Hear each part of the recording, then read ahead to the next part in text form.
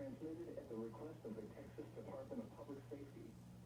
This is a child abduction alert issued by the Texas Amber Alert Network. The Judson Southeast Police Department is searching for Larry Rodriguez Pomeos, Hispanic, female, 12 years old, 5 foot 0 inches, 100 pounds, brown hair, brown eyes, and wearing a black pullover shirt, black pants, carrying a pink and gray backpack.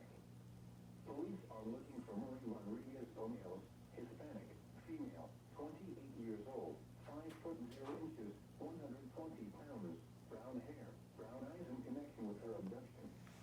The suspect was last heard from in Congress, Texas. Law enforcement officials believe this child to be in grave or immediate danger.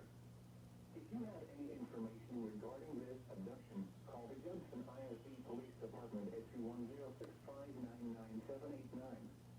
The news media point of contact is Judson ISD Police Department at 210-659-9789.